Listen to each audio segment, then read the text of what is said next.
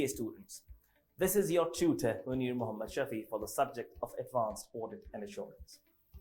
In this short video, I'll be sharing an example of audit risk, and I'll also be sharing what are the key mistakes which the students commit on account of which they lose easy available marks. Well, for example, consider that in the exam question you are given a piece of information that the entity has recorded a provision of $6 million and you have received a legal opinion that it is less likely that this amount will be settled or the case will be decided against the company. Now, what audit risk you foresee? What financial statement risk or risk of material misstatement you foresee in the light of this information? Well, first of all, we'll be highlighting this information because this is leading to a risk of material misstatement. Number one. Number two, we have to assess its materiality. $6 million. Is it material or not? Then in the exam question, you will be provided with the benchmark.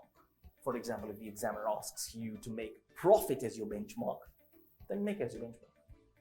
And clearly write it down that the provision amount is $6 million, which is greater than materiality of $1 million based on the profits of the company. So you have to make this clear that this is material. What some students do. The provision seems to be material, appears to be material. No, there is no room for these types of vague words that you are drafting your answers. Is it material or is it not material?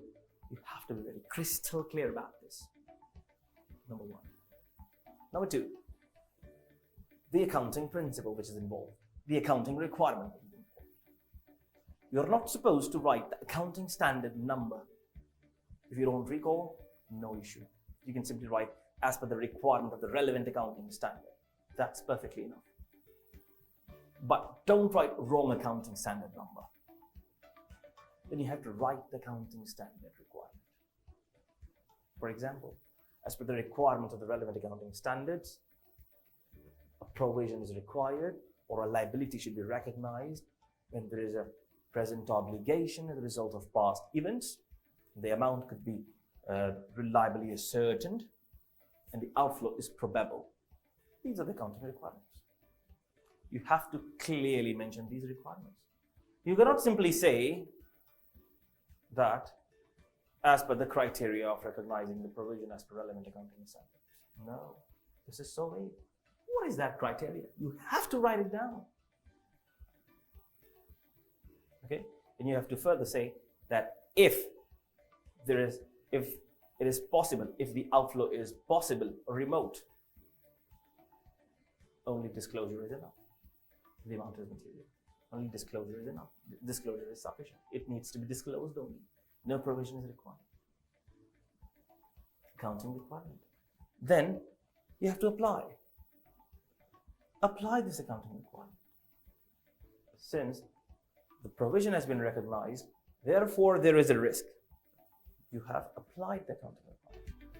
Since the provision has been recognized, therefore there is a risk that the provision and the related expense are overstated. Now, this is the risk impact. Which areas and what is the risk impact? Which are the areas? The provision and the related expense in the financial statements, in the P&L. And what's the risk impact? Both are overstated.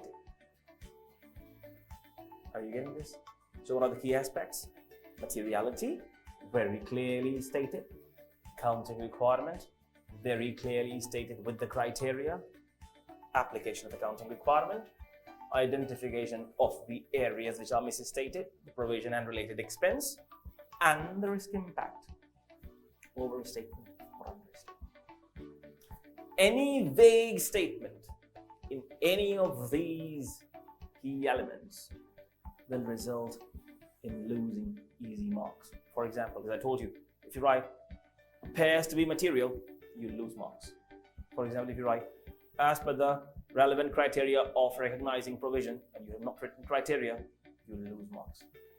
Or the liabilities are overstated, profits are overstated. No. Mention the specific area.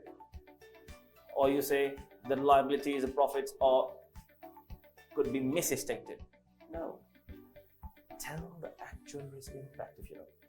Is it the overstatement or the understatement, which is creating the problem?